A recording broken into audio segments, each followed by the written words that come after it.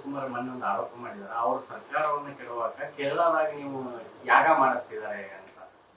ನೋಡ್ರಿ, ನೀವು ಸರಿಯಾಗಿದ್ರೆ ನಿಮ್ಮ ದೇವರು ಇರುವುದು ಆಶೀರ್ವಾದ ಮಾಡೋದಕ್ಕೆ, ಅನುಗ್ರಹ ಮಾಡೋದಕ್ಕೆ.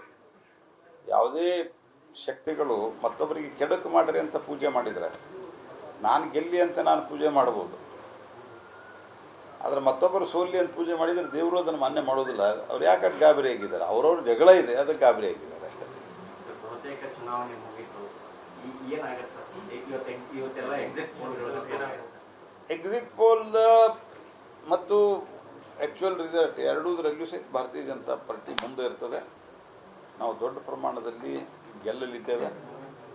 ಮೂರನೇ ಸರ್ತೆ ಸನ್ಮಾನ್ಯ ನರೇಂದ್ರ ಮೋದಿ ಅವರು ಮತ್ತೊಮ್ಮೆ ದೇಶದ ಪ್ರಧಾನಮಂತ್ರಿಯಾಗಿ ನಾನ್ ಕಾಂಗ್ರೆಸ್ ಒಬ್ಬ ನಾಯಕ ಮೂರನೇ ಸರ್ತೆ ಪ್ರಧಾನಮಂತ್ರಿಯಾಗಿ ಹೊಸ ಒಂದು ದಾಖಲೆಯನ್ನು ಬರೆಯಲಿದ್ದಾರೆ.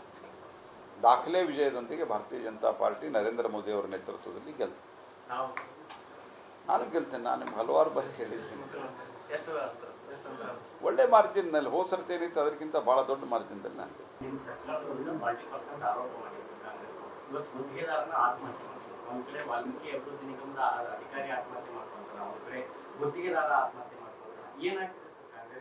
ಕಾಂಗ್ರೆಸ್ ಪಾರ್ಟಿ 100% ಭ್ರಷ್ಟಾಚಾರದಲ್ಲಿ ತಂದಿದೆ.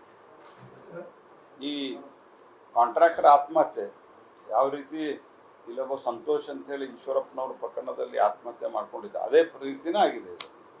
ಸೊ ಅದು ಆ ಕಾಂಟ್ರಾಕ್ಟರ್ ಆತ್ಮಹತ್ಯೆ ಪ್ರಕರಣ. ಇಲ್ಲಂತೂ ಎಲ್ಲ ಚೆಕ್ಗಳಿಂದ ಟ್ರಾನ್ಸ್ಫರ್ ಮಾಡಿದ್ದಾರೆ ಹಣವನ್ನು. ಇದಕ್ಕಿಂತ ಗಂಭೀರವಾದಂಥ ಪ್ರಕರಣ ಏನು ಬೇಕು? ಹಿಂದೆ ಇಂದಿರಾ ಗಾಂಧಿ ಕಾಲದಲ್ಲಿ ನಗರವಾಲ ಪ್ರಕರಣ ಅಂತ ಆಗಿತ್ತು, ಅದಕ್ಕೆ ಹೋಲ್ತದೆ. ನಾಗೇಂದ್ರ ರಾಜೀನಾಮೆ ಕೊಟ್ಟು ಆತನನ್ನು ಬಂಧಿಸಬೇಕು. ಈ should be arrested hence fourth. ಇಲ್ಲ ಅಂದರೆ ಎಲ್ಲ ಸಾಕ್ಷಿಗಳನ್ನು ಭಾಳ ಕಷ್ಟ ಇದೆ. ಯಾಕಂದರೆ ಬ್ಯಾಂಕ್ ಮೂಲಕ ಎಲ್ಲ ವ್ಯವಹಾರ ಮಾಡಿದ್ದಾರೆ, ವಾಪಸ್ ದುಡ್ಡು ಯಾರೋ ಇಂಡಿವಿಜುವಲ್ ಹಾಕಿದ್ದಾರೆ.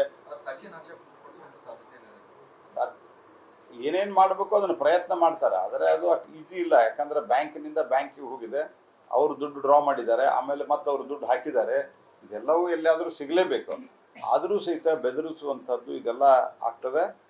ಹಾಗಾಗಿ ಆತನನ್ನು ಬಂಧಿಸಬೇಕು, ರಾಜೀನಾಮೆ ಪಡಿಬೇಕು ಮತ್ತು CBIದಂಥ ಒಂದು ಕೇಂದ್ರೀಯ ತನಿಖಾ ದಳ ಇದನ್ನು ಈ ಹಗರಣದ ತನಿಖೆಯನ್ನು ಮಾಡಬೇಕು.